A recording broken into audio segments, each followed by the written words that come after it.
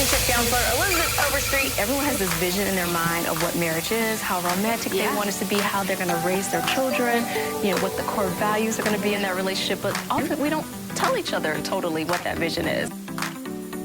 Hey y'all, welcome back to another episode of Bed Talks. We are so excited today to have on our show Dr. Pervis Taylor. Welcome to the show, Pervis. Thank you so much for having me. How you guys doing? We're doing good. We're doing good. Dr. Pervis Taylor, you recently got your PhD, so congratulations on that, by the way. Thank you. Can you tell our listeners a little bit about yourself? What's up, everybody?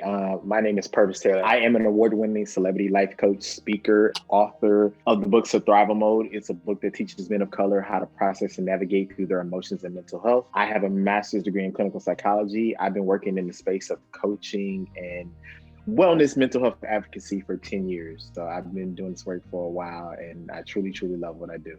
I was connected to you through someone, Jade, who's a mutual peer of both of ours. You're reading about your work, and I really loved the things you were saying and the way you were trying to make men comfortable with expressing emotions. I like a lot of what you say around when we repress, those things keep coming back. What are some of the things that you see are common that men struggle with? How do you help men through expressing, these emotions? A lot of time, I feel like a lot of men don't have the language to communicate what it is that they're experiencing, and that's for many reasons, right? That's culturally, that's just through education. There's so many things that happen, and as human beings, we experience emotions in various degrees and intensity. So I try to teach men, like, yo, it's more than just angry. Maybe you're feeling blue, maybe you're feeling melancholy. You might not be upset. You know what I mean? So it's like, in understanding the language and being able to communicate that helps your partner, that helps your therapist, that helps whomever in your life get you the help that you need if you're more specific about what it is that you're experiencing. One of the things I saw that you had posted was about anger and indifference. And I thought it was really interesting how you broke that down, because this goes back to how men sometimes process their emotions. And so can you break down what that meant? Because I thought that was a really great learning lesson around emotional intelligence. So, in emotional intelligence, they found that the two emotions that most human beings, but specifically men, are comfortable displaying, and that's anger and indifference, right? Indifference being, I don't feel anything, I'm just numb, right? And then anger, which is the most powerful emotion because it's really a secondary emotion. Because underneath the anger is hurt. And underneath the hurt is disappointment. And underneath the disappointment is an expectation that wasn't met. And so anger feels so empowering, more so than living in the truth of feeling hurt, right? Anger is more empowering. We feel like we feel like we can take on the world because we're angry, but not realizing that if the anger is not constructive, it's usually destructive. And so that's the thing that I try to teach men. Is like, if your anger is going to lead to some reform, some change, some positive things, great. But if it's not, then you need to discover what it is that's undergirding that anger, which is the hurt and the disappointment and the expectation that hasn't been met. In other words, channeling those anger emotions in a productive manner, because we all deal with those types of emotions, but how are we channeling those emotions? That's the question. And in that instance, when it's constructive, that's righteous indignation. So for instance, like Rosa Parks, I'm not giving up my seat. I'm tired. I'm mad. I'm like, that led to a whole reform. So that's righteous indignation. But more often than not, we're not experiencing righteous indignation. We're experiencing hurt, and we channel it through anger. That usually ends up being destructive on us and destructive on the people we encounter. I work with kids, and I've had students that honestly were just anger or fighters by nature. And when they are sent to me, or when I actually confront them about their anger or about how they're reacting, one of the things I say is, young lady, good, I'm glad you're angry. And it throws them off. And they're like, what does he mean? I'm glad I'm angry. Because what I'm trying to reiterate to them is, you can channel that. Right now, you're channeling it in the wrong manner. It's not in a manner that is conducive to your productivity. If someone is telling you or suggesting that you're not smart enough, and you use that anger to say, excuse me, I'm very well capable, you're channeling, using that in the right direction. So the whole point is not to get rid of it, because some things we're just built as, we're born, with that particular, emotion, with that particular trait.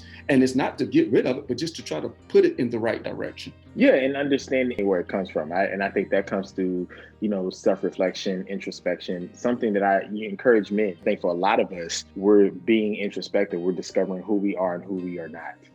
And I think that's so important, to be self-aware. because how you show up in life determines your success or failure. So it's definitely important that you understand and know and be able to trace the pathology of a thing. I think this affects people across different cultures, but Mm-hmm. specifically the African American experience that suppressed a lot of feelings. So then you had a generation that carried that forward. So there was a lot of secrets that were held in and a lot of Yeah. emotions that were held back. And now I feel like we reached this other end of the spectrum where we're putting a label on everything. It's almost like the pendulum has swung like the other extreme, where some emotions are totally normal that people are experiencing, especially amongst adolescents. We see a lot of transition and a lot of change, and they Mm-hmm. have different challenges now that we didn't have with social media, right? Mm-hmm. Giving them different avenues to information and things that weren't really as prevalent, even the internet itself, right? How do you like guide people to kind of find the balance with managing their mental health, because it is important? That's a good question, and that's like, the $1 million question. But I know for me, like I've been telling people, we're responsible for our mental health. We're responsible for our success in life. And so when you understand that you're responsible for it, then you should feel empowered. And one of the things I always say is that, life happens to us, but life also happens from us. So if you focus on just what's happening to you, you're disempowered. But if you focus and find the balance on what's happening from you, then you're empowered. And we're, as human beings, we're able to honor both spaces, right? So we're able to honor the things that are happening that can cause mental health, but we're also able to honor space that I'm still empowered to choose the life that I want to have. And so for me, it's about honoring those spaces as they come, not giving space for victimization. And I think we're in a culture where it's like, I was telling somebody last night in an interview, I said, one of the worst things that's happened is like people know the psychological language. So everybody's like, I'm bipolar, I'm this, I'm that, I'm CBT, I need CBT and I need this and da da da. And it's like you don't they have the vocabulary, but they don't understand like the concept behind it or the history behind it, right? Or the details or the technical skills of it. So I think we have to empower people to know that they are responsible for their lives. When it comes to our mental health, we have to be on the offense, not the defense. So you have to know ahead of time that stuff is going to get crazy. You have to know ahead of time that life is going to test your gangster. You have to know ahead of time that things are going to come at you, but you have to be prepared for that. And so that's the thing. Like, I don't like to leave people in a space of feeling victimized. I always like to leave my clients on whomever I'm speaking to. I like to leave them feeling empowered, because that's the only way we can grow, and that's the only way you can achieve in life.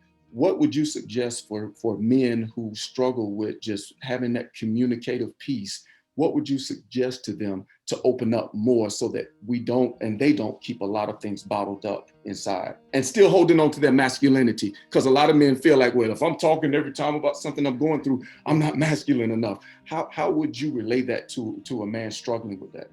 It's all about, what do you desire for your life, right? Is where you are you comfortable with that, right?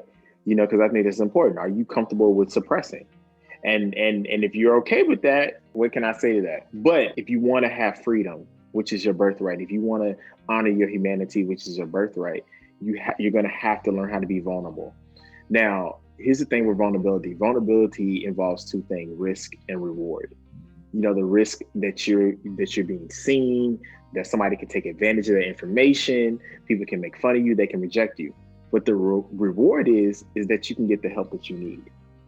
And so I encourage men, vulnerability is a strength, but you just have to be judicious and discerning about whom you're vulnerable with and what you're vulnerable about. But you're going to need vulnerability to get to the space you want to get to. Because think about it in life. If you want to be in love, you have to be vulnerable to being hurt. If you want to have success in life, you have to be vulnerable to failing. So that's the risk. We take risk every day. Why not take a risk getting better or getting to the place that you want to get to? I encourage men to find that one person, like somebody who can help you with the weight. Just find one person whom you can share with, whom you can unpack with. Emotions don't die, they just transform, and they show up in the most inopportune ways. Trauma that's not transformed, we transmit and then we transact with. And so if you want to have better in your life, you're going to have to find someone you feel comfortable with that you can share with. And also too, for women, understanding that window of opportunity for a man to be vulnerable is very, very small. And if it's compromised, it probably won't open up again. I heard a man say once, he said, "Don't follow me, lead with me."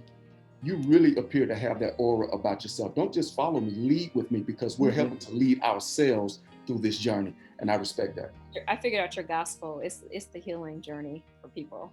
It feels just very authentic that you're sharing your experience, and your experience is real. And I think that's what's allowed you to reach and help other people bridge that gap. So don't negate that. So this is such great information. Thank you guys so much.